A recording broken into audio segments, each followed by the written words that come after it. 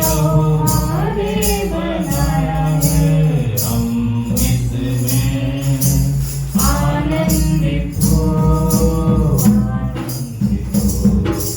आज का दिन यहोवा ने बनाया है, हम उसमें आनंदित हो।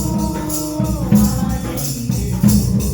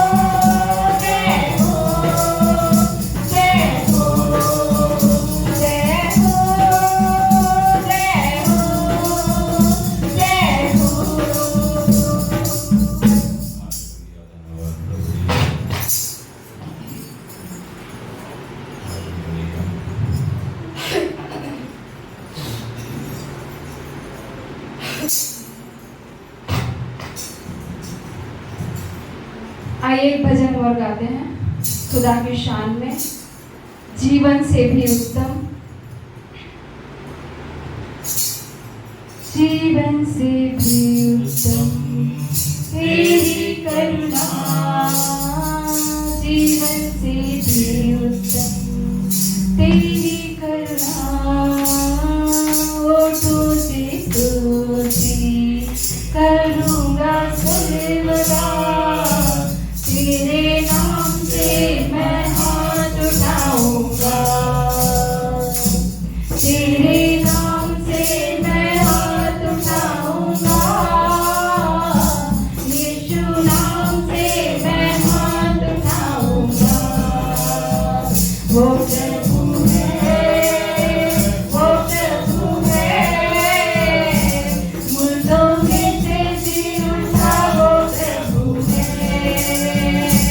हर घुटना टेकेगा, हर जुबान कहेगी कि यीशु मेरा प्रभु है। वो राजा है, वो राजा है, मुर्दों में से जी उठा वो राजा है।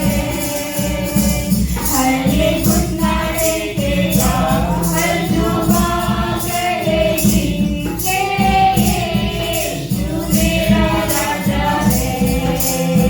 वो गुरु है, वो गुरु है, मुर्दों में से जी उठा वो गुरु है। हर घुटना टेकेगा, हर जुबान कहेगी कि यीशु मेरा गुरु है। वो स्वामी है, वो स्वामी है, मुर्दों में से जी उठा वो स्वामी है। हर घुटना टेकेगा, हर जुबान कहेगी कि यीशु मेरा स्वामी है। वो दाता है, वो दाता है, मुर्दों में से जी उठा वो दाता है।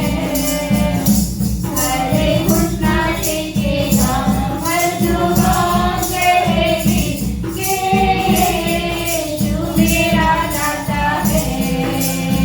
वो मसीह है, वो मसीह है, मुर्दों में से जी उठा वो मसीह है।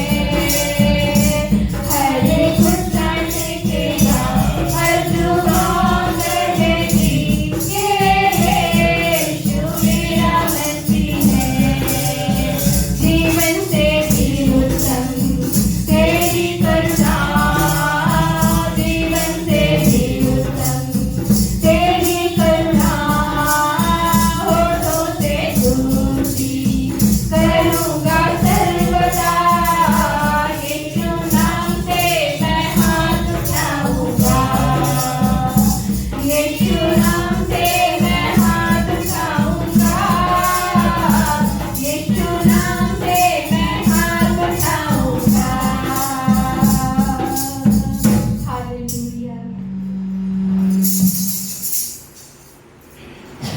रब की हो बेतना हमेशा, रब की हो बेतना, हालेलुया। रब की हो वेदना हमेशा रब की हो वेदना, रब की हो वेदना सदाई,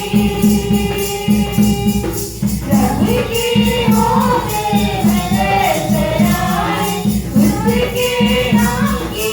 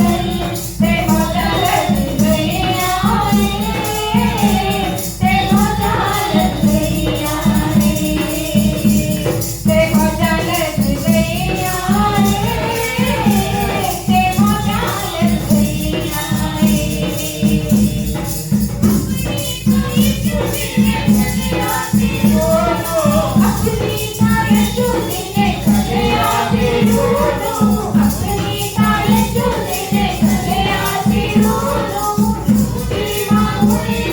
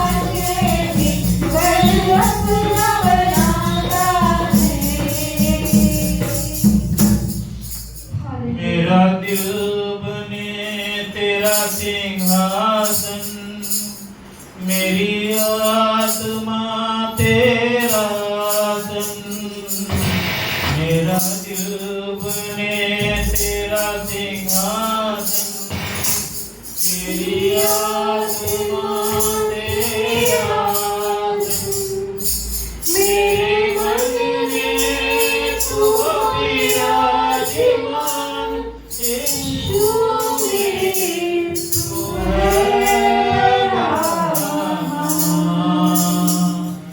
मेरे मन में तू विराजमान, यीशु मेरे तू है रहमान।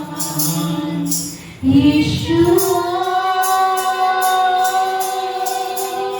यीशुआ यीशुआ मेरे मन में समा जा। यीशुआ मेरे मन में समा जा। तेरे चेहरे पे तेरी रोशनी चमकी, मेरी बातों से तेरी खुशबू महके। मेरे चेहरे पे तेरी रोशनी चमके, मेरी बातों से तेरी खुशबू महके। मेरा जीवन बने तेरी स्तुति आसान, तेरी प्रशंसा करती रहे जुबान। मेरा जीवन बने तेरी स्तुति आसान, तेरी प्रशंसा करती रहे जुबान। यीशुआ यीशुआ यीशुआ मेरे मन में समा जा। यीशुआ मेरे मन में समा जा। तुझे देखना मैं चाहूं, तेरे और यीशु करीब आऊं।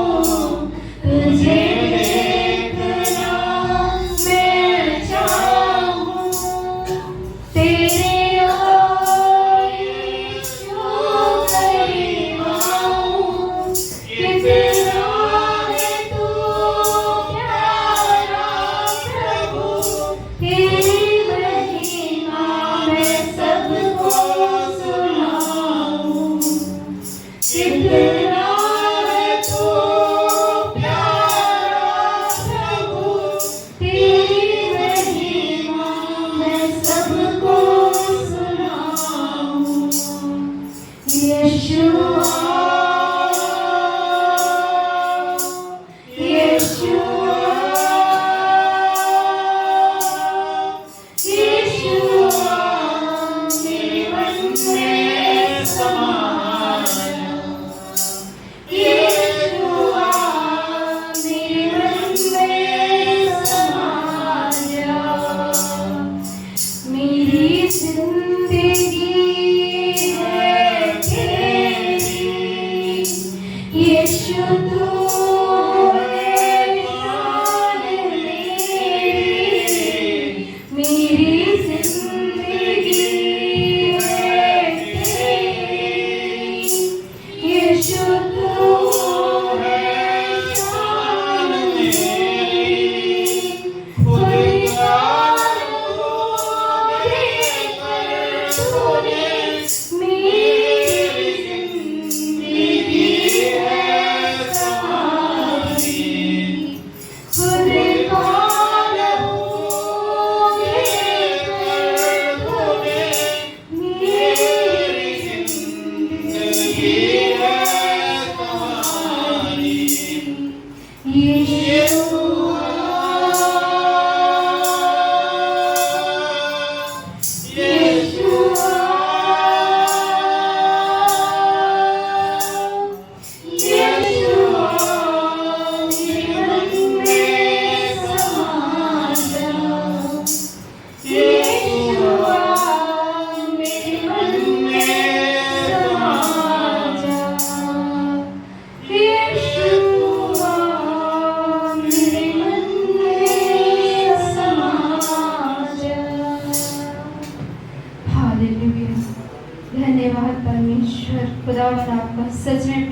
अपने हृदय की यीशुआ घर दिल में तू बना,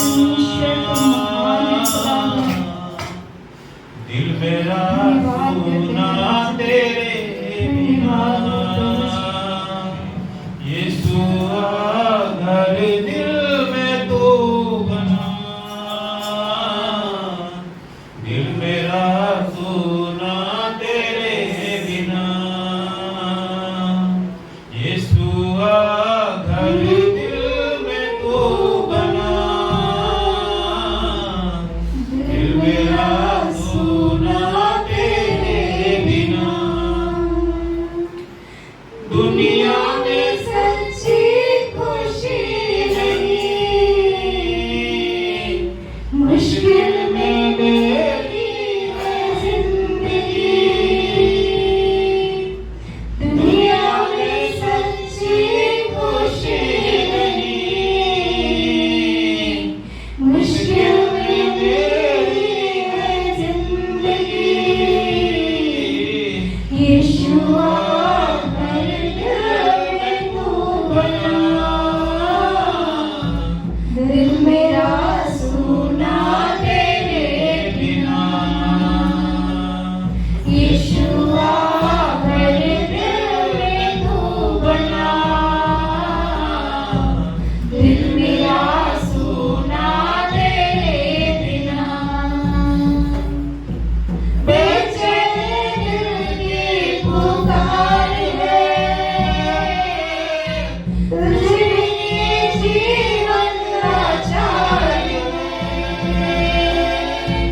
बेचैन दिल की पुकार है,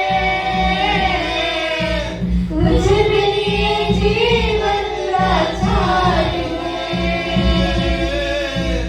तुझसे प्रभु मुझको आस है, तुझ में तो प्यार ही प्यार है। तुझसे प्रभु मुझको आस है, तुझ में तो प्यार ही प्यार है। तुझ बिन भलाई मेरी नहीं, प्रभु तेरे जैसा कोई नहीं। तुझे बिन भलाई मेरी नहीं, प्रभु तेरे जैसा कोई नहीं। यीशुआ घर दिल में तू बना, दिल मेरा सुना तेरे बिना। यीशुआ घर दिल में तू बना, दिल मेरा सुना तेरे बिना। जीवन की हालत पे रो करूं,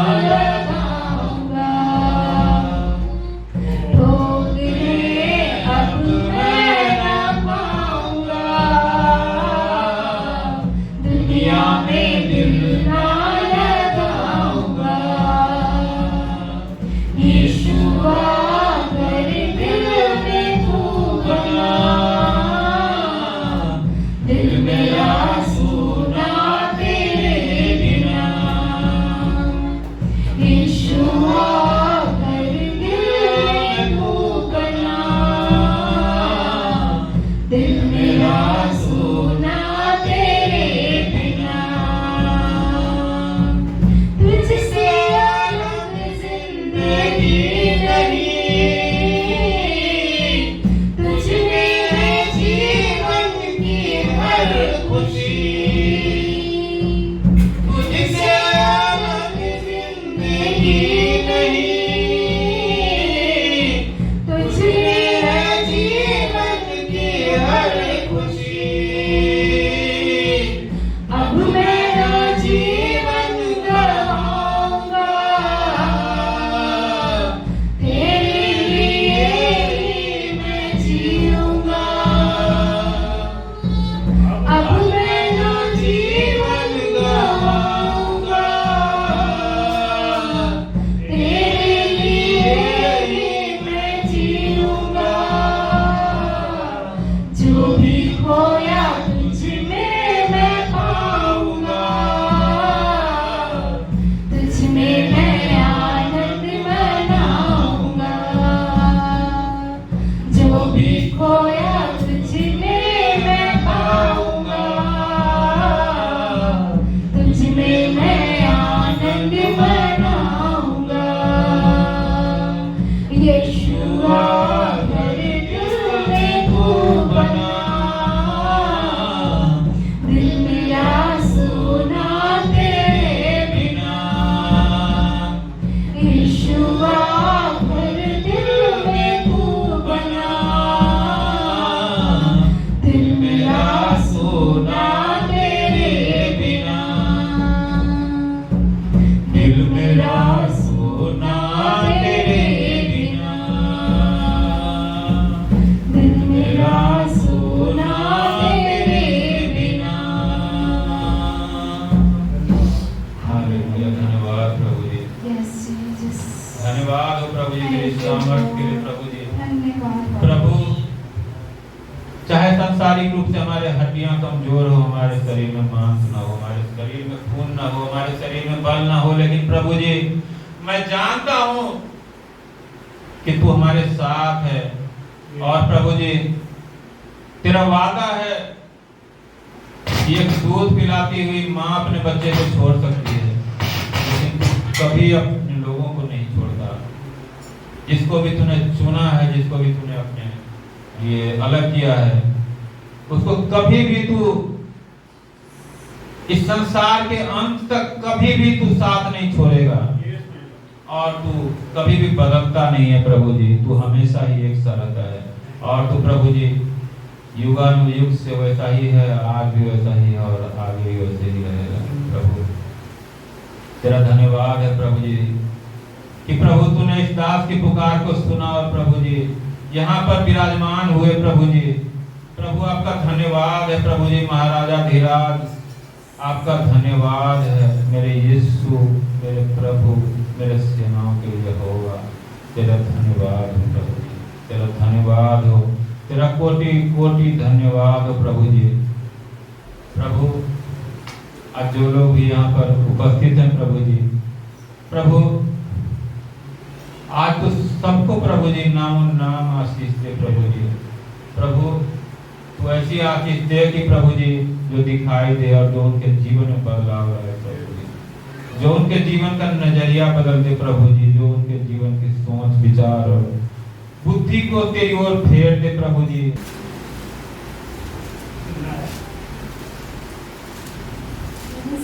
पेज नंबर 751।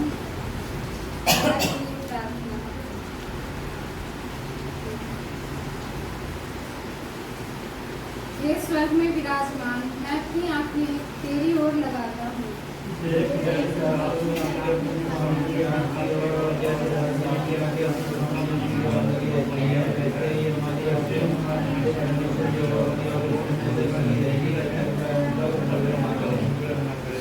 हम पर अनुग्रह कर, हे यहोवा हम पर अनुग्रह कर, क्योंकि हम अपमान से बहुत ही भर गए हैं। हमारा जीव सृष्टि लोगों के कटु से और अहंकारों के अपमान से बहुत ही भर गया है।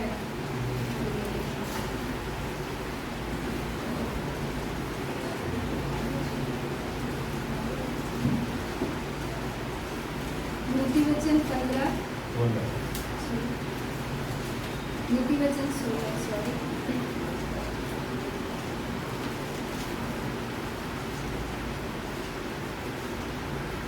मन की युक्ति मनुष्य के वश में रहती है, परंतु मुंह से कहना यहोवा की ओर से होता है।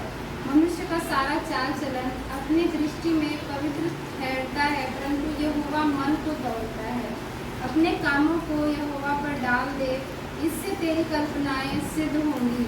यहोवा ने सब वस्तुएं विशेष उद्देश्य के लिए बनाई है, वरन दुष्ट को भी विपत्ति भोगने के लिए बनाया है।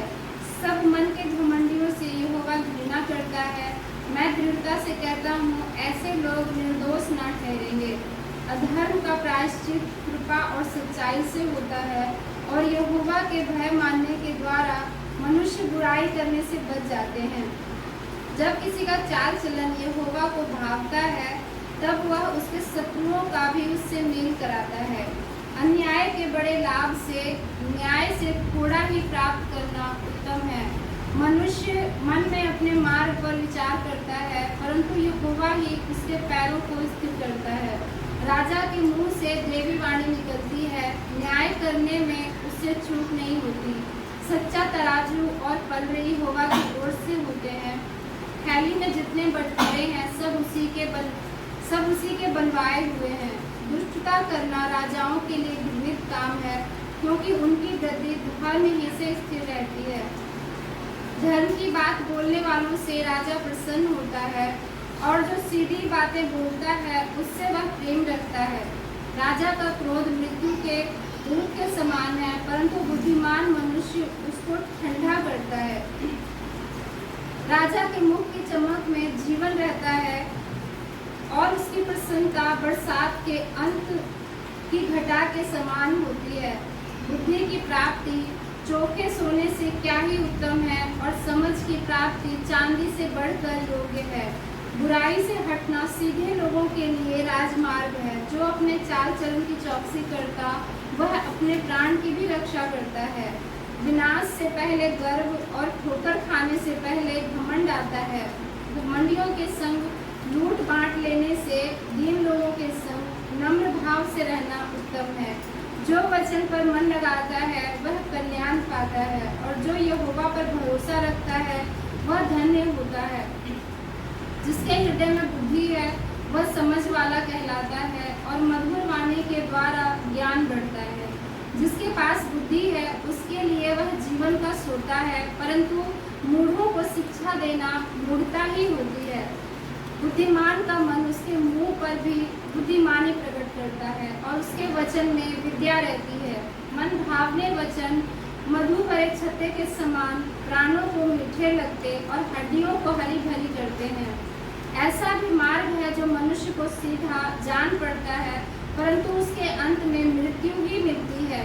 परिश्रमी की लालसा उसके लिए परिश्रम करती है, उसकी भूख उसको उभारती रहती है। अधर्मी मनुष्य बुराई की युक्ति निकालता है, और उसके वचनों से आग लग जाती है। टेढ़ा मनुष्य बहुत झगड़े को उठाता है, और कानाफूसी करने वाला परम मित्रों में भी फूट करा देता है। उपद्रवी मनुष्य अपने पड़ोसी को फुसलाकर कुमार्ग पर चलाता है। आंख मूंदने वाला छल की कल्पनाएं करता है, और ओठ दबाने वाला बुराई करता है। पके बाल शोभायमान मुकुट ठहरते हैं, वे धर्म के मार्ग पर चलने से प्राप्त होते हैं। विलंब से क्रोध करना, वीरता से और अपने मन को वश में रखना नगर को जीत लेने से उत्तम है।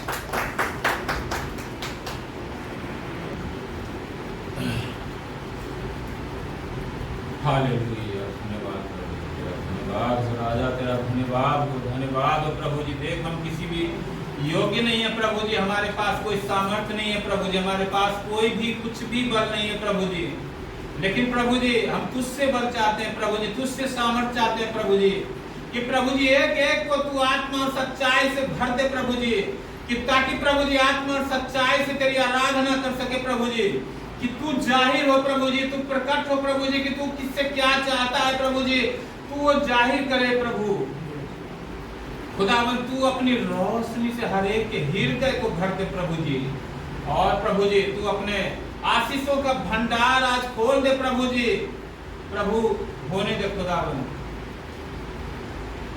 खुदावन खुदाया के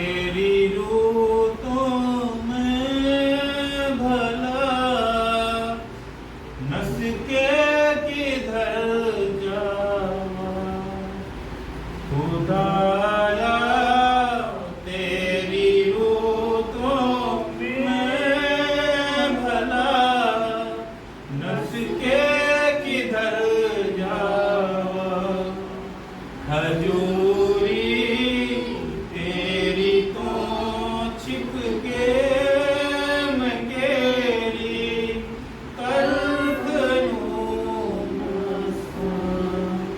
हजूरी तेरी तो छिप के मैं केरी कर करूं प्रचार जावा जय आसमान देवते होते हैं तुम्हीं मैं चढ़ जावा जय आसमान देवते होते हैं तुम्हीं बिछावा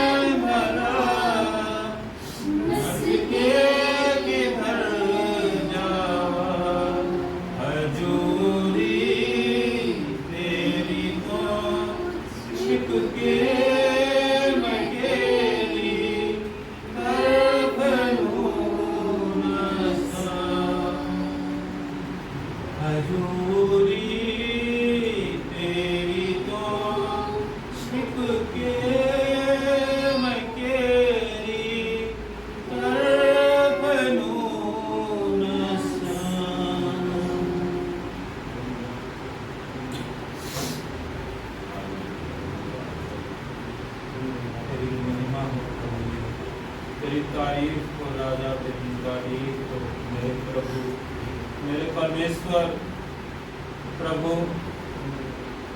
तू हमेशा कायम रहता है प्रभु जी हमेशा प्रभु जी कायम रहता है प्रभु जी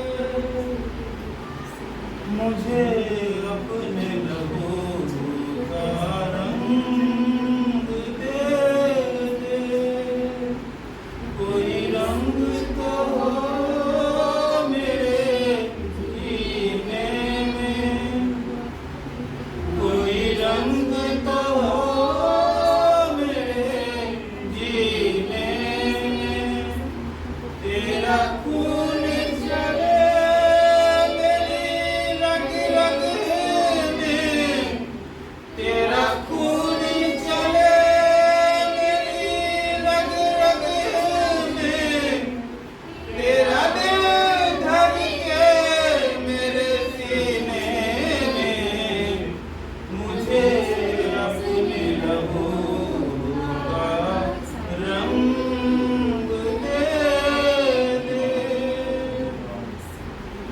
मुझे अपने लहू का रंग दे दे।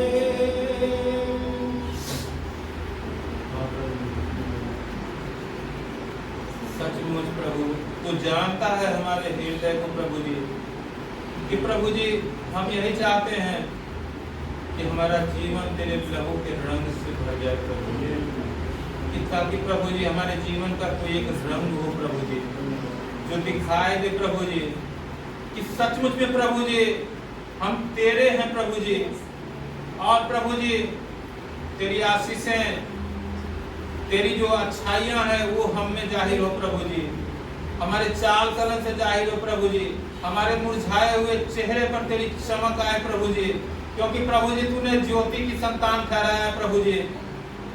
तो सचमुच में हमारे चेहरे पर, हमारे जीवन में, हमारे हृदय में तेरी ज्योति हो प्रभु जी, तेरी रोशनी हो कि जिसका कोई भी अंधकार कभी सामना न कर पाए प्रभु जी। प्रभु चाहे कोई कितने भी अच्छी बातें बोले,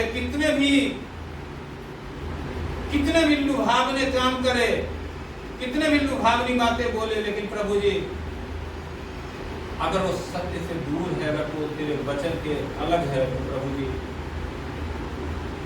वो हमारा कभी सामना न कर पाए प्रभु जी। चाहे इस संसार में कोई भी कितना बड़ा क्यों न अपने आप को समझता हो, लेकिन प्रभु जी हम एक बात जानते हैं कि तू सच्चा है और तू सर्वशक्तिमान परमेश्वर है, और तेरी महिमा इस धरती से आकाश तक भरी हुई है, और इस सृष्टि के हर एक कतरे कतरे में और जर्रे जर्रे में शामिल है प्रभु जी। प्रभु तू हमारे जीवन के हर एक बातों में शामिल है प्रभु जी, क्योंकि तूने हमें चुना है, तूने हमें बनाया है प्रभु जी, और तूने चाहा, तूने बनाया तभी हम इस धरती पर आए प्रभु जी। प्रभु तू ही है जिसके कारण हम जीवित हैं, तू ही है जिसके कारण हम हर एक मुसीबतों से बाहर निकाले जाते हैं, तू ही है कि जीवन में जब जब लगता है कि अब कोई द्वार नहीं रहा, अब सारे दरवाजे बंद हो गए हैं, तब तक तू ऐसी द्वार खोलता है कि हमारी आंखें फटी रह जाती है। और प्रभु जी तूने जीवन में एक बार नहीं अनेक बार ये किया है प्रभु जी, जब जब किसी ने प्रभु जी हमें नीचे दिखाने की कोशिश की है, जब जब प्रभु जी हमारे आंखों में किसी ने आंसू लाए हैं, तूने उन आंसुओं की सुधि ली है प्रभु जी, क्योंकि प्रभु जी तू सच्चा है प्रभु जी। प्रभु हम किसी को श्राप नहीं दे सकते, हम किसी को बुरा भला नहीं कहना चाहते, ना ही कर सकते हैं, लेकिन तू सब चीजों को देखता है प्रभु जी, और तू सब चीजों को ठीक करना भी जानता है प्रभु, तू सब चीजों को व्यवस्थित करना भी जानता है प्रभु जी।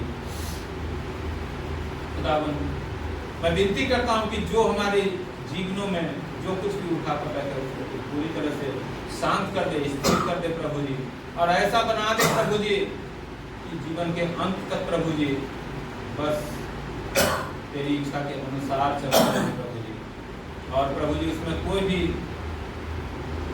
बुराई की कोई भी मिलावट न हो प्रभु जी। खुदावन तू सच्चा है और विश्वास योग्य है प्रभु, तू हमें भी ऐसा ही बना प्रभु कि ताकि लोग हम पर विश्वास कर सके प्रभु जी। प्रभु हम गिरगिट की तरह रंग बदलने वाले ना हो, हमारे जुबान बदले नहीं प्रभु जी, चाहे हानि भी उठानी पड़े, लेकिन तब भी प्रभु जी हम तेरे आगे विश्वास योग्य बने रहे प्रभु। प्रभु यदि कुछ भी हमारे जीवन में अच्छा है तो तेरी ही ओर से है प्रभु, तूने दिया है तभी हमने पाया है प्रभु जी। आगे भी जो तू देगा वही हम पा सकते हैं प्रभु जी, जो तू नहीं देगा तो हमें चाहिए भी नहीं प्रभु जी, क्योंकि जो हमारे लिए उत्तम है वो केवल तू ही दे सकता है प्रभु। प्रभु मैं विनती करता हूँ कि हमारे तमाम बहन भाइयों बच्चों सब पर दया कर, अनुग्रह कर प्रभु जी, कि प्रभु जी इन सबके जीवन में अगर अंधकार ने कहीं भी इनको भटकाया है तो वो सब इसी समय रद्द हो जाए प्रभु यीशु मसीह के नाम में। और प्रभु जी इन सब का हृदय तेरी रोशनी से भर जाए, तेरी ज्योति से भर जाए, तेरे उजियाले से भर जाए, और जो कुछ भी तू इनसे बात करना चाहता है वो ये सुनने लग जाए प्रभु यीशु मसीह के नाम में। और प्रभु जी ये तुझसे बातें करें, अपनी बातों को तेरे सामने रखें, और तेरी बात जो हो सके प्रभु जी तू इतना धैर्य दे, इतना सहनशीलता दे कि चाहे प्रभु जी इनके साथ कोई बुरा भी करता है तो भी ये तेरी ओर देखते रहे प्रभु जी, क्योंकि प्रभु जी हर एक बुराई का प्रतिफल और अच्छाई का प्रतिफल देना तेरा ही काम है प्रभु जी। प्रभु जो सहता है वो तेरी ओर से है प्रभु जी, और जो जुल्म करता है वो तेरी ओर से नहीं है, क्योंकि तू कभी किसी पर जुल्म नहीं करता प्रभु। तू हमारे जीवनों को सुधी है प्रभु जी, और प्रभु जी तो हमारे जीवनों के लिए अच्छे से अच्छा रास्ता दे प्रभु जी, अच्छे से अच्छे आत्मिकता में भर प्रभु जी, भटकाने वाली बातों से दूर कर प्रभु जी। प्रभु जो भी भटकाने वाले लोग हैं, जो भटकाने वाली शक्तियां हैं, उन सबको हमारे जीवनों से दूर कर प्रभु जी, और हमें सही रास्ते पर लेकर चले। हमेशा प्रभु जी तू अपनी उपस्थिति में रख, ताकि प्रभु जी हम हमेशा तेरी उपस्थिति में जी सके, तेरी उपस्थिति में चल सके, और प्रभु जी हमारा जीवन हमेशा तेरे सुरक्षित हाथों में रहे, कि ताकि प्रभु जी हम दंड के लिए नहीं आशीष के लिए तैयार किए गए थे, और हम आशीष ही पाते रहे, और दूसरों को भी हम आशीष ही देते रहे प्रभु जी। प्रभु क्योंकि तेरा वचन कहता है कि जिस नाम से तुम दूसरे को नापते हो उसी नाम से तुम्हारे लिए भी नापा जाएगा। प्रभु तूने हमें आशीष का वारिस ठहराया है, तो तू हमें ऐसा ही बना कि हम दूसरों को भी हर हाल में आशीष ही दे सकें। हमारे जुबान पर किसी के लिए श्राप न हो प्रभु, किसी के लिए बुराई की बात न हो, किसी के लिए गाली गलौज और बुरा भला न हो। खुदावन तो हमें पवित्र कर दे, हमारे जुबान को शुद्ध कर दे, और प्रभु हमारे जीवन को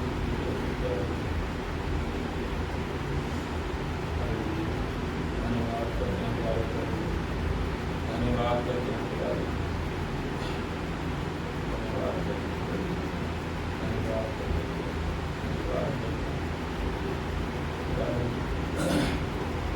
महिमा हो प्रभु जी, और तेरा नाम ऊंचा हो प्रभु जी। आइए हम एक प्रार्थना है जो करते हैं, हम जानते हैं परमेश्वर ने हमें चलाने के लिए पवित्र आत्मा हमें दी है, हम उसी का पुकारते हैं और उससे हम विनती करते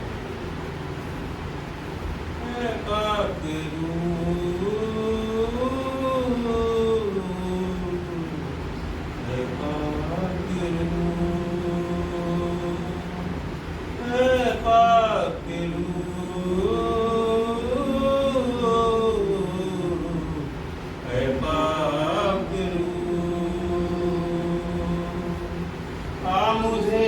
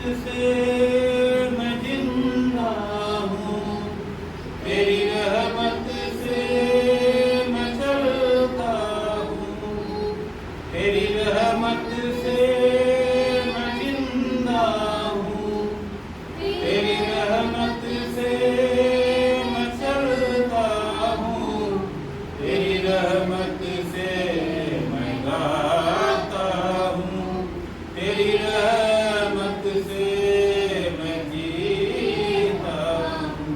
ऐ पाकरू, ऐ पाकरू, ऐ पाकरू, ऐ पाकरू।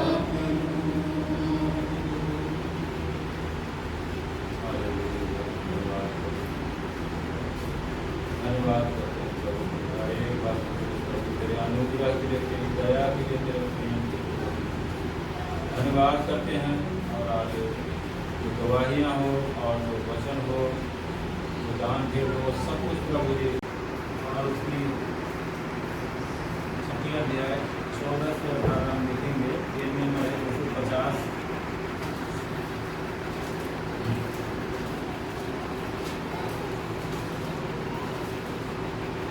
दूसरा कुरिन्थियों चैप्टर 6 वर्स 14-18।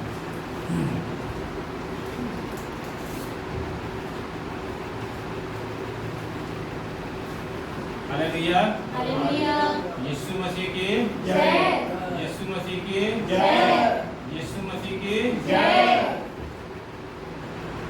सारा आदर यहाँ चला उस यीशु को मिलेगा। यहाँ क्या है?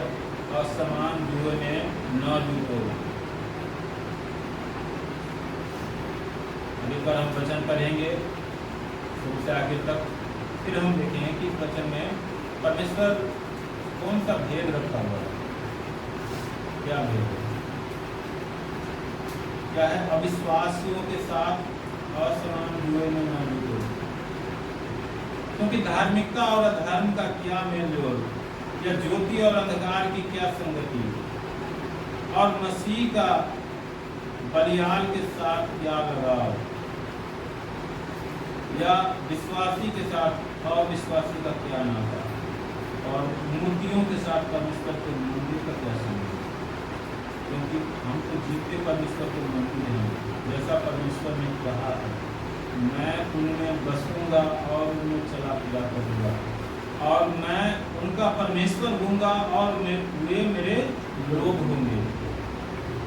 इसलिए प्रभु कहता है, उनके बीच में से निकलो और अलग रहो, और अशुद्ध वस्तु को मत छुओ, तो मैं तुम्हें ग्रहण करूंगा, और मैं तुम्हारा पिता होऊंगा, और तुम मेरे बेटे और बेटियां होंगे।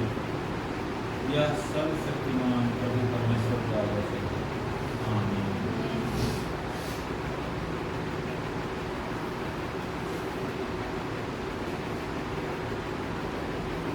देखो, प्रभु का ये वचन हमें क्या समझा रहा है। अभी हम जो गवाही में बात कर रहे थे,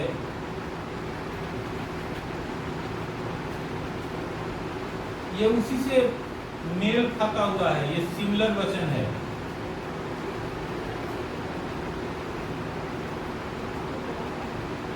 देखो, दूसरे लोग क्या करते हैं नहीं करते हैं, मैं उनके विषय में ज्यादा कुछ नहीं करना चाहता, क्योंकि सबका न्याय परमेश्वर करेंगे, मेरा भी न्याय वही करेंगे, और हम सबका न्याय करेंगे। हम सब अच्छी तरह से जानते हैं। लेकिन मुझे यदि परमेश्वर ने यहाँ पर खड़ा किया है, तो इसीलिए खड़ा किया है कि ताकि मैं उसकी ओर से जो सत्य बात है, जो सत्य वचन है, वो बोलूं।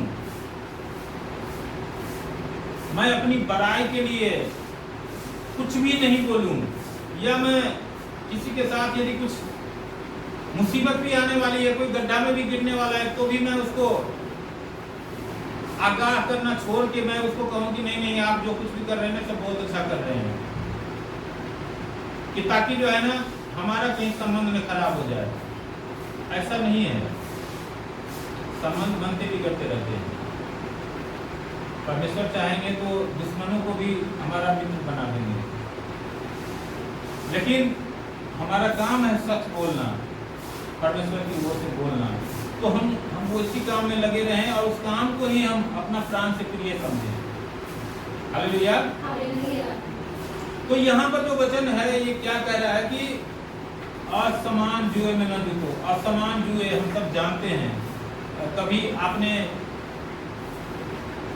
जो बैल से जो हल चलते हैं, अब तो तकरीबन खत्म हो चुका है, कोई चलता हो तो नहीं पता, लेकिन पहले के समय में जब ट्रैक्टर कम होते थे तो बैलों से हल चलाए जाते थे खेत में जुताई के लिए।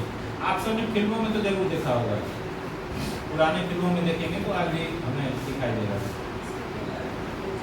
तो उसमें जो है ना, और हम लोगों ने बचपन में देखा है, बैल जब खरीदे जाते थे ना, तो अगर किसी के पास 2 बैल खरीदना है उसको, या 1 बैल पहले से है, तो जो दूसरा खरीदेगा तो इस बात का ध्यान रखा जाता था कि बैल जो है छोटा बड़ा ना हो, मतलब हाइट में छोटा बड़ा ना हो, है ना, या बहुत ज्यादा एक बैल जो है बहुत ज्यादा लंबा ना हो जाए, एक बैल जो है छोटा ना हो जाए, क्योंकि अगर लंबा होगा तो भी जो है उसके डग बड़े होंगे, और अगर हाइट में बड़ा होगा तो उसको क्या होंगे, डग बड़े होंगे, और कंधा भी जो है अलग हो जाएगा। तो क्या होगा, भार जो है ना कम ज्यादा हो सकता है। बहुत सारी बातें हैं, हम टेक्निकलिटी में नहीं जाएंगे अभी। परमेश्वर की ओर से ही ये है, ये भी एग्जाम्पल ही है कि परमेश्वर कभी नहीं चाहते हैं कि हमारे जो लोग हैं वो असमान जुए में जुटे, मतलब जो बराबर नहीं है उस जुआ को उठा लें कभी। क्योंकि कई बार हमने देखा है कि क्या होता है कि हम भावनाओं में बह जाते हैं। एक जो इंसानी जो इमोशन होते हैं, हम उसको ज्यादा महत्व देते हैं और उसमें बह के क्या करते हैं, जो हमें नहीं करना था वो भी हमने कर दिया। जहां हमें सिर नहीं घुसाना था वहां भी हमने सिर घुसा लिया और बाद में अपना सिर पर जो है जूते खाने लग गए। हालेलुया। आपको मैं एक बात बताता हूँ, उदाहरण से ही बता रहा हूँ। ये चूंकि ये विषय ऐसा है ना कि इस विषय में जो है ना बहुत सारी बात, बहुत सारे भेद समाये हुए हैं। अब बहुत सारे भेदों को तो हम यहाँ पर एक बार में नहीं खोल सकते हैं, और परमेश्वर भी बारी बारी से खोलते हैं। तो इसलिए आज हम जिस तरह की बात कर रहे हैं, इसको हम हमेशा जीवन में एक सबक के तौर पर सीखें और ध्यान रखें। क्या आजकल जो है शिक्षाएं क्या हैं, आप 10 लोगों की शिक्षाएं सीखे, इसीलिए जो है इसके अंदर, इस पवित्र शास्त्र के अंदर परमेश्वर ये बात जानते हैं, इसीलिए उन्होंने पहले से बोला कि अपने लिए बहुत सारे उपदेशक मत बटोरो, क्योंकि आप 5 लोगों की शिक्षाएं सुनेंगे ना तो 5 की शिक्षाएं आपको भ्रमित कर देगी, तो फिर आप कहीं के नहीं रह पाओगे। तो इसलिए जो है ना शिक्षा, जो मूल शिक्षा है उसको हमें पकड़ के रखना है। जो परमेश्वर की शिक्षा है वही मूल शिक्षा है। वचन को पकड़ के रखना है। रस्म रिवाज और ये जो बाहरी जो मनुष्य के बनाए हुए जो तौर तरीके हैं वो कई बार हमें भटकाते भी हैं। इस चीज़ का हमें ध्यान रखना। हो सकता है कुछ तरीके हों जो हमें सहायता मदद कर सकते हैं, लेकिन ज़्यादातर तरीके जो है ना वो हमें भटकाने वाले ही हैं। और उन्हीं तरीकों में भटक करके लोग, बहुत से लोग नाश भी हो गए, बहुत से लोग जिंदगी भर नरक की यातना झेलते रहे। जैसे कि मैं आपसे बता रहा हूँ, आपको ये शिक्षाएं देती है कि जाओ, क्या करने जाओ, झोला उठा लो, हाथ में बाइबल ले लो, पीछे कौन है, दाएं बाएं कौन है वो मत देखो, बस कुछ करो और विदा हो जाओ।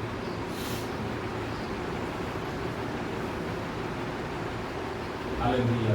अगर यही एक वचन परमेश्वर को देना होता तो इतने मोटी बाइबल की क्या जरूरत थी। सिर्फ मत्ती 28:16 लिख देते, है ना?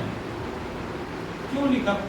परमेश्वर ने क्यों ये पुराने नियम की इतनी मोटी किताब रखी है, नए नियम की इतनी मोटी किताब रखी है?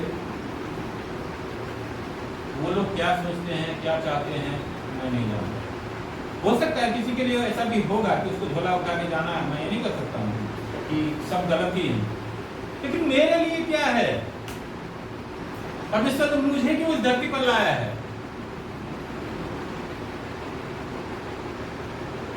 मेरे लिए क्या काम है? परमेश्वर का वचन नहीं कहता है कि परमेश्वर ने एक ही आत्मा के द्वारा किसी को क्या किया? भविष्यवक्ता नियुक्त किया।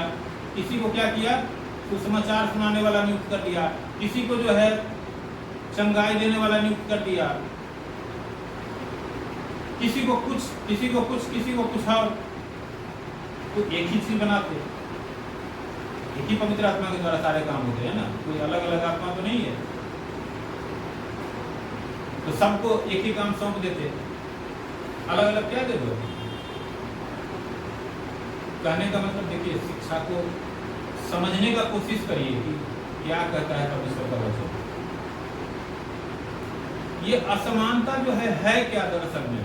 यही सब असमानता है जिसको हमें क्या करना है? अपने जीवन में पहचान करना है और उसको छांट करके फेंक देना है।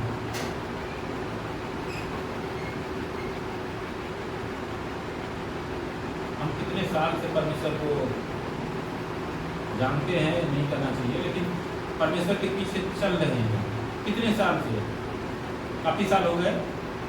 लेकिन इस बार परमेश्वर ने ऐसे ऐसे भेद खोले, घर में से हमने ऐसी चीजों को उठा करके फेंका,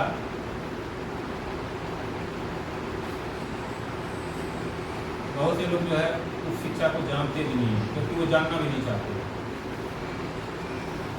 कि हमारे जीवन में अगर जो अनवांटेड हो रहा है, जो हम नहीं चाहते हैं वो हो रहा है, तो क्या हो रहा है, क्यों हो रहा है, कहां से हो रहा है? ये हम प्रभु के सामने जाएंगे और प्रभु से पूछेंगे, प्रभु के सामने हम जानने की कोशिश करेंगे, तब प्रभु हमें बताएंगे।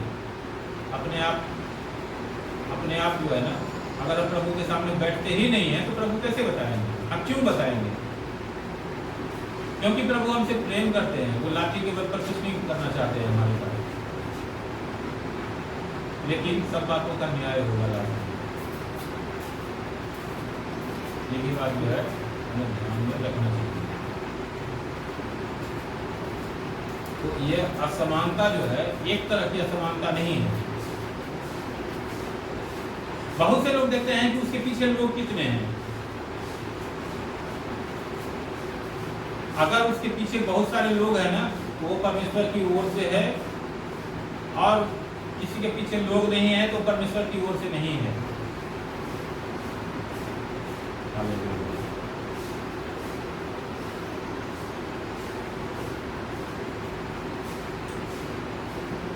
ये सारे जो है असमानता है। ये सब शिक्षाएं हैं जो हमें समझना है कि क्या सही है, क्या गलत है, परमेश्वर का वचन क्या कहता है। यहाँ पर कह रहा है कि अविश्वासियों के साथ असमान जुए में न जुटो, क्योंकि धार्मिकता और अधर्म का क्या मेल जोल, या ज्योति और अंधकार की क्या संगति।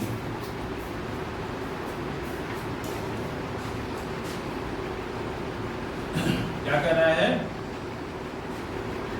धार्मिकता और अधर्म का क्या मेल जोल, या ज्योति और अंधकार की क्या संगति। एक बात मैं यहाँ पर ये भी क्लियर करना चाहता हूँ कि आप ये मत सोचिए कि ये जो बातें कह रहे हैं ना, तो जो प्रभु का वचन जो हमारे हम पढ़ रहे हैं, सुन रहे हैं, ये वचन जो है ना, ये विश्वासियों के लिए है या विश्वासियों के लिए है या गैर विश्वासियों के लिए है। ये जो है ना, ये वर्गीकृत यहाँ पर नहीं किया गया है। अविश्वासी जो है ना, जिसको हम विश्वासी समझते हैं, वो भी अविश्वासी हो सकता है। तो इसलिए जो है ये मान के मत चले जाइए कि ये उनके लिए नहीं है, क्योंकि यहाँ पर धार्मिकता और अधर्म का क्या मेलजोल कह रहा है। तो मतलब क्या है, धर्मी कौन है, हम सब अच्छी तरह से जानते हैं, बार बार तोते की तरह हमें रटे हुए हैं। जो प्रभु यीशु मसीह पर विश्वास करता है वो उस पर विश्वास करने के कारण धर्मी ठहरता है। अब इसको आधा पूरा जो है ना, मत समझिए कि प्रभु यीशु मसीह को जिसने ग्रहण कर लिया वो धर्मी बन गया। प्रभु यीशु मसीह को जो ग्रहण कर लिया ना, उसके बाद जो है उसको उसके लिए द्वार खुला, लेकिन उसके बाद जो उसका चाल चलन है वो कैसे है। हर एक बात का न्याय होना है। अगर वो बुरा करेगा ना, उसके साथ भी वही होगा जो दूसरे के साथ होगा, उसको भी दंड मिलेगा, बल्कि ज्यादा मिलेगा। क्योंकि जो लोग प्रभु को नहीं जानते हैं, वो नहीं जानने के कारण गलतियां करते हैं, अपराध करते हैं। लेकिन जो जान करके अगर गलत करते हैं तो आप खुद सोचिए। इसलिए ये मत सोचिए कि ये उनके लिए है या इनके लिए है या किन के लिए है, ये सबके लिए है। ज्योति और अंधकार की क्या संगति।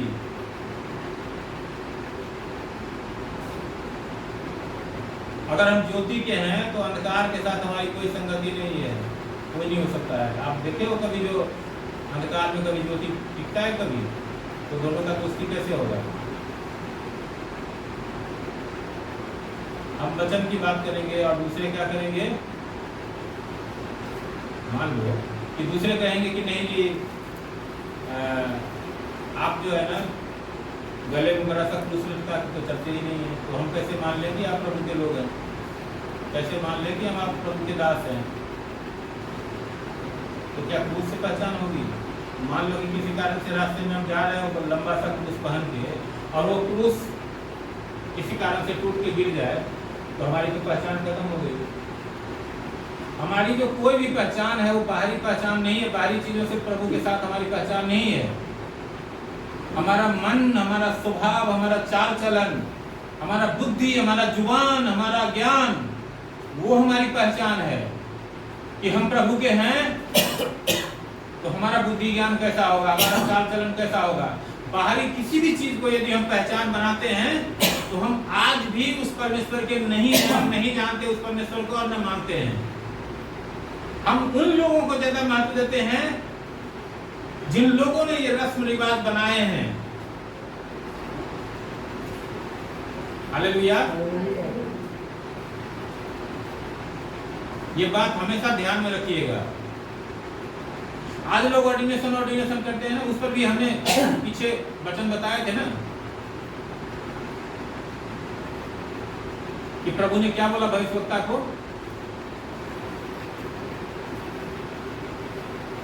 क्या परमेश्वर से बढ़ के कोई है इस संसार में इंसान है? अगर हमारे ऊपर कोई मुसीबत आ जाए तो हम किसकी तरफ देखते हैं? कौन बचाएगा हमें, परमेश्वर या मनुष्य? तो फिर मनुष्य कैसे बड़ा हो सकता है? मैं कैसे बड़ा हो सकता हूँ? मैं परमेश्वर की ओर से बोलता हूँ। मेरा जो बोलना है अगर वास्तव में परमेश्वर की ओर से है तो आपके जीवन में फल लाएगा, आपके जीवन में जो है ना बढ़ोतरी करेगा, आपके जीवन को तरक्की देगा, उन्नति देगा, आत्मिक, संसारिक, हर तरीके से। लेकिन अगर मैं परमेश्वर की ओर से नहीं बोलता हूं तो आपकी तरक्की उन्नति नहीं होगी। फिर आपकी तरक्की उन्नति नहीं होगी तो आप क्या करोगे? फिर सांसारिक चीजों में ढूंढने लग जाओगे परमेश्वर को। अरे देखो वो जो चोला पहन रखा है कितना अच्छा पहन रखा है, कितना सफेद सफेद लगता है। मान लो कि रास्ते में चोला पर जो कुछ गिर जाए तो क्या होगा? फिर तो आप काले हो गए।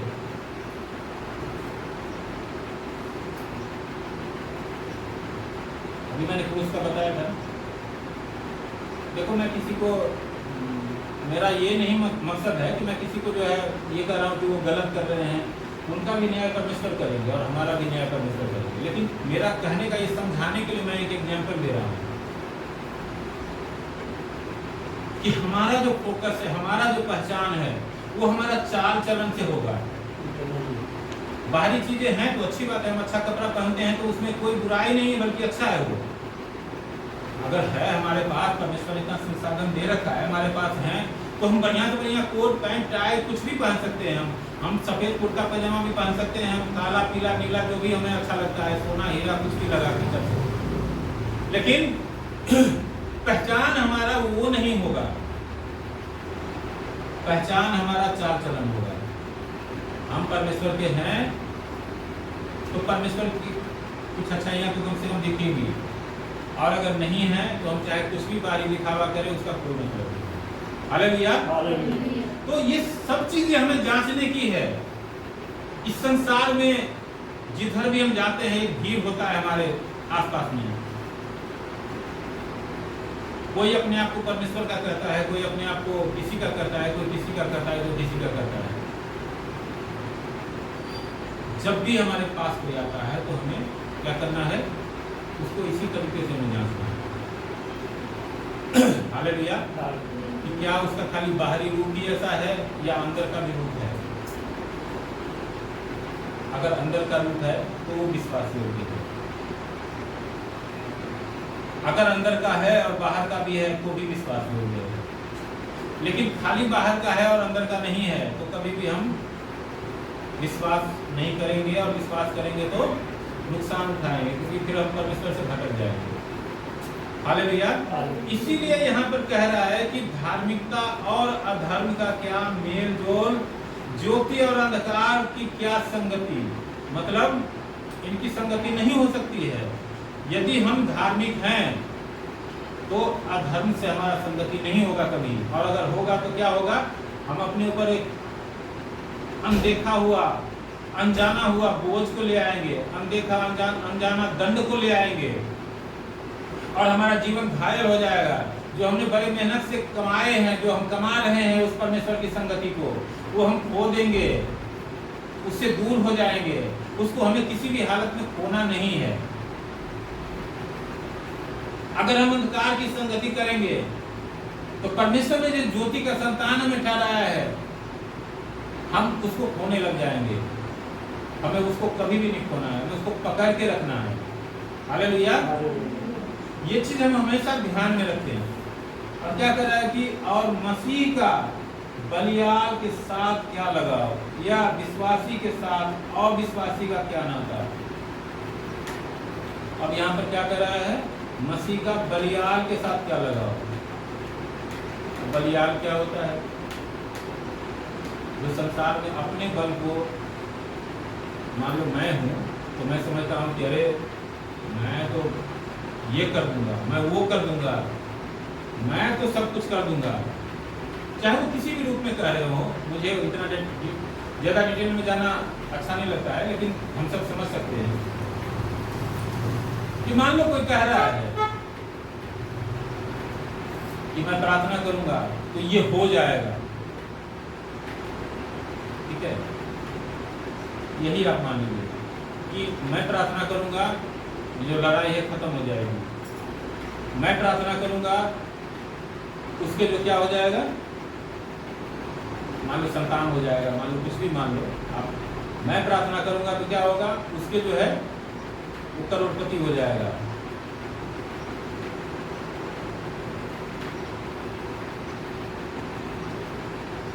या मैं चाहूं ना तो उसको खत्म कर दूंगा। मैं चाहूं, अरे मैं छोड़ रखा हूं इसलिए कोई जिंदा है, नहीं तो आज की आज में अगर हाथ उठा दूं तो खत्म हो जाएगा।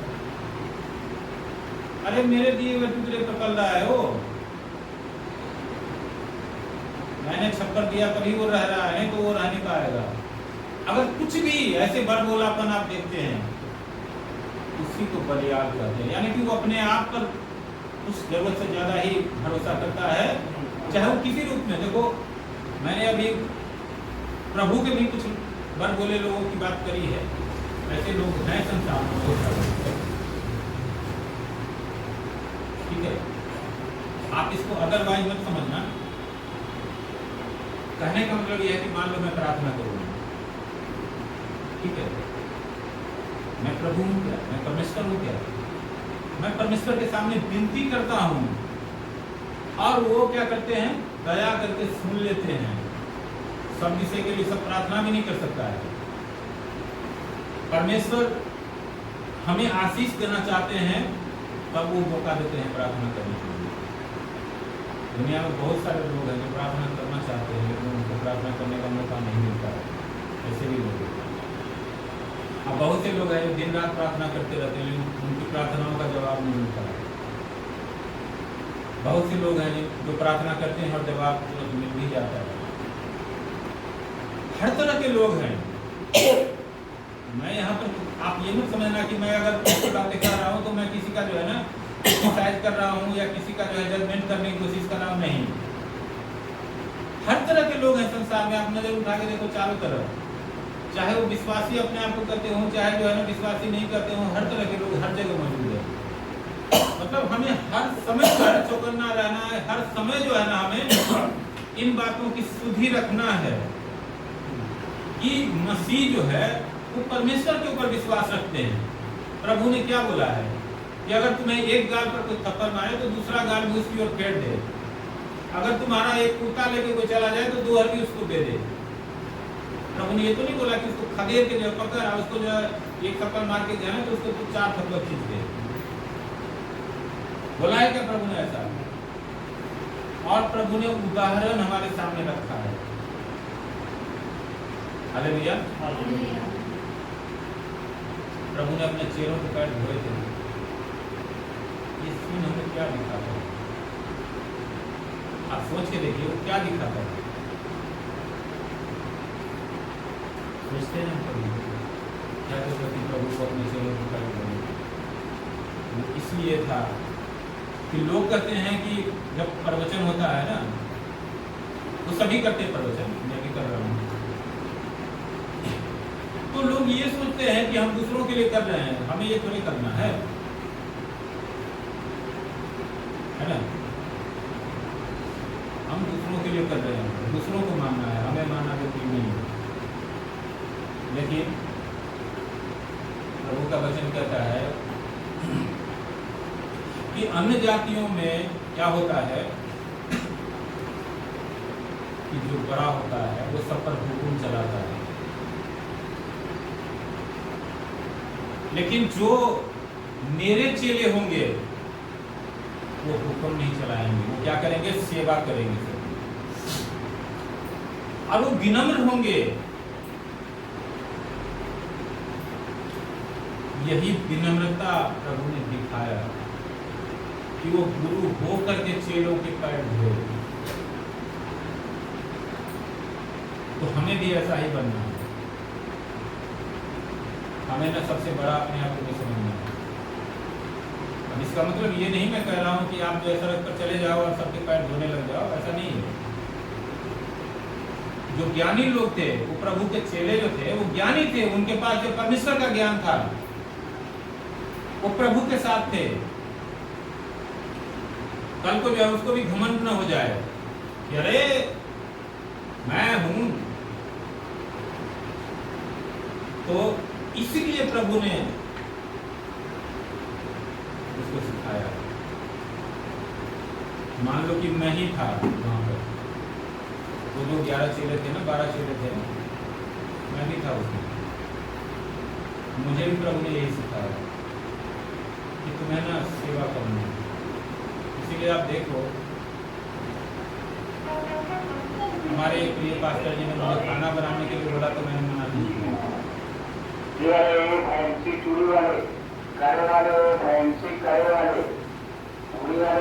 ये नहीं है कि मैं केवल वचन पर वचन दे रहा हूँ और मैं जब मौका आता है तो मैं अपने आप को जो है ना बहुत बड़ा बनाने लग जाता हूँ। हाँ, मैं ये तो नहीं कर सकता कि मैं एकदम बिल्कुल 100% फॉलो ही कर रहा हूँ। मैं भी चूक जाता होगा, हो सकता है, मैं भी मनुष्य हूँ, लेकिन कोशिश जरूर करता हूँ। और इसीलिए मैं ये कह रहा हूँ, ये प्रभु की ओर से बोल रहा हूँ कि हमारा जो स्वभाव है ना वो परमेश्वर प्रभु यीशु मसीह के जैसा होना चाहिए, तब हम उसके चेहरे करेंगे। हालेलुया। हालेलुया।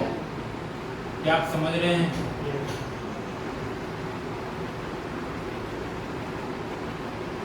कभी भी जो अपने ऊपर भरोसा रखता है और अपने को बहुत बड़ा समझता है, उसके साथ हमारी बराबरी नहीं हो सकती, क्योंकि हम परमेश्वर को सबसे ऊंचा समझते हैं, अपने आप को कुछ नहीं समझते। प्रभु के चेहरे जो हैं, आप देखो, कोई भी यूहन्ना के बारे में ऐसा कहा जाता है जो वो शायद नेचुरल डेथ हुआ था उनकी, लेकिन उनको भी मारने की कोशिश करी गई थी और खोलते हुए तेल में उनको डाल दिया गया था, तल दिया गया था और मरा हुआ जान करके फेंक दिया था कवार नदी के तट। और तब वहां पर परमेश्वर ने उसको क्या किया, जिंदा करके खड़ा किया, और तब वहां पर ये जो प्रकाशित वाक्य है जो अंत के दिनों के विषय में है, उसका दर्शन दिया। बाकी जितने भी चेले हैं ना, कोई नेचुरल डेथ नहीं मरे हैं, सबके ऊपर बहुत सी यातनाएं आई थी, किसी ने विरोध नहीं किया उन चीजों का। हालेलुया। क्योंकि उन्होंने प्रभु को और प्रभु की शिक्षाओं को सबसे आगे रखा और सबसे ऊंचा स्थान समझा। तो इसलिए हमें भी इन चीजों का ध्यान रखना है। और क्या कह रहा है कि और मूर्तियों के साथ परमेश्वर के मंदिर का क्या संबंध, क्योंकि हम तो जीवते परमेश्वर के मंदिर हैं। जैसा परमेश्वर ने कहा है, मैं उनमें चलूंगा, मैं उनमें बसूंगा और उनमें चला फिरा करूंगा, और मैं उनका परमेश्वर हूंगा और वे मेरे लोग होंगे। अब आप जानते हैं कि संसार के तकरीबन पूरे संसार के अंदर ये बात है, कोई ऐसा नहीं कि केवल भारत या किसी एक देश को हम नहीं कर सकते। पूरे संसार में हर जगह किसी न किसी तरीके से, बल्कि बहुत सारे, तो मुझे लगता है कि जो बहुत सारे जो प्रभु के लोग कहलाते हैं, अपने आप को कहते हैं, वो भी एक तरह से मूर्ति पूजा करते हैं। और वो भी मंदिर किसको समझते हैं, जो सांसारिक मंदिर है, जो ईंट पत्थरों का बना हुआ मंदिर है। लेकिन हम जानते हैं कि परमेश्वर ने हमें मंदिर ठहराया है, जीता जागता मंदिर ठहराया है, और हम सब पवित्र आत्मा के मंदिर हैं। हालेलुया। तो इसीलिए यहाँ पर कह रहा है कि मूर्तियों के साथ परमेश्वर के मंदिर का क्या संबंध है, क्योंकि हम तो जीवते परमेश्वर के मंदिर हैं। और परमेश्वर ने क्या कहा है कि मैं उनमें बसूंगा और उनमें चला फिरा करूंगा। क्या करूंगा? उनमें बसूंगा और चला फिरा करूंगा। अगर हम चल फिर रहे हैं तो मसीह हम में हो के चल फिर रहे हैं। आप इसको ऐसे समझिए, ये मत समझिए कि ये जो है केवल वचन लिखा हुआ है, क्योंकि परमेश्वर ने अपने वायदे के मुताबिक हम सबको पवित्र आत्मा दिया है। हालेलुया। और मैं उनका परमेश्वर होऊंगा, वे मेरे लोग होंगे। ये प्रभु ने ठहराया है हमारे लिए। इसीलिए हमारी बराबरी उन लोगों से नहीं हो सकती है, या उन लोगों के साथ हमारी संगति नहीं हो सकती है, ना होनी चाहिए। इसीलिए इतनी बातें हमने इतने अध्ययन कर दी हैं। हम किसी का न तो कुछ डिसाइड कर रहे हैं और ना ही किसी का जो है न्याय कर रहे हैं। हमारा काम नहीं है न्याय, तो प्रभु न्याय कर रहे हैं। और क्या कह रहा है कि इसलिए प्रभु कहता है कि उनके बीच में से निकलो और अलग रहो, और अशुद्ध वस्तु को मत छुओ और मैं तुम्हें ग्रहण करूंगा। यहाँ पर प्रभु खाली, आप देख रहे हैं ना, ये आज्ञा क्या कह रहा है कि प्रभु कहता है कि उनके बीच में से निकलो और अलग रहो। जो ऊपर उदाहरण दिए गए हैं, अगर हम जान लेते हैं, पहचान लेते हैं, समझ लेते हैं कि ये अविश्वासी हैं, ये धार्मिक नहीं है, ये अधार्मिक है, तो हमें क्या करना है? उनके बीच में से निकल जाना है और अलग ही रहना है। हमें ये नहीं सोचना है कि हम अलग कैसे अकेले हो गए, या 2 हो गए, या 4 हो गए, या 6 हो गए, ये हमें नहीं सोचना है। परमेश्वर हमें अकेले कभी नहीं छोड़ते, हमेशा ही परमेश्वर हमारे साथ होते हैं और रहेंगे। जगत के अंत तक उन्होंने वादा कर रखा है। लेकिन उसके लिए यही सत्य होता है कि हमें हमेशा ही परमेश्वर को सबसे ज्यादा महत्व देना है, सबसे ऊपर रखना है परमेश्वर को। बाकी चाहे हमारा परिवार हो, चाहे हमारे बच्चे हो, चाहे हमारी बीवी हो, चाहे हमारा गांव हो, चाहे हमारा समाज हो, चाहे हमारा देश हो, चाहे कुछ भी हो, व्हाटएवर, वो सब उसके बाद। हम ये नहीं कर रहे हैं कि आप सब चीज छोड़ दो और सबसे अलग हो जाओ, ऐसा परमेश्वर का वचन नहीं कहता है। लेकिन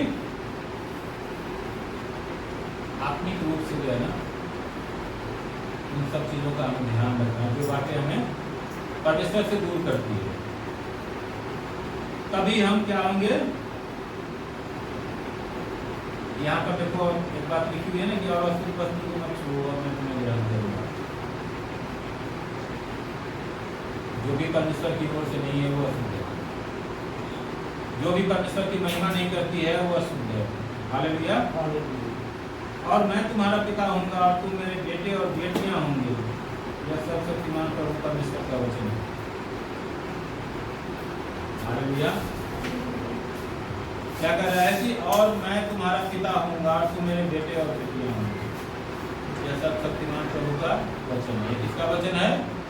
ये किसी मनुष्य का वचन नहीं है, सर्वशक्तिमान परमेश्वर का वचन है।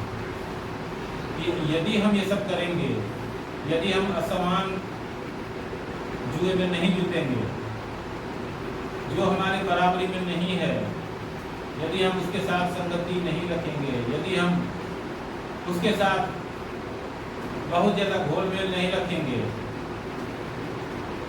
मतलब कम से कम आत्मिक रूप से तो हम दूर ही रहेंगे, तो क्या होगा? हम उसके बेटे और बेटियां ठहरेंगे जो सर्वशक्तिमान परमेश्वर है, और हम उसके उत्तम आशीषों को अपने जीवन में देखेंगे और पाएंगे, और हम बढ़ेंगे, फलेंगे, फूलेंगे। ये परमेश्वर का वायदा है, ये किसी मनुष्य का वायदा नहीं है, इसीलिए ये सच्चा है और विश्वास योग्य है। आमीन। तो यहाँ पर हम रुकते हैं और परमेश्वर का धन्यवाद करते हैं। इस सुंदर वचन और ये चेतावनी है जो हमारे लिए आज और आने वाले समय के लिए है। इन चेतावनियों को हम हमेशा अपने जीवन में लागू करके रखेंगे तो हम प्रभु में बढ़ते चले जाएंगे और प्रभु अपना प्रकाशन देंगे और हमें आगे बढ़ाएंगे। प्रभु यीशु मसीह के नाम में आमीन।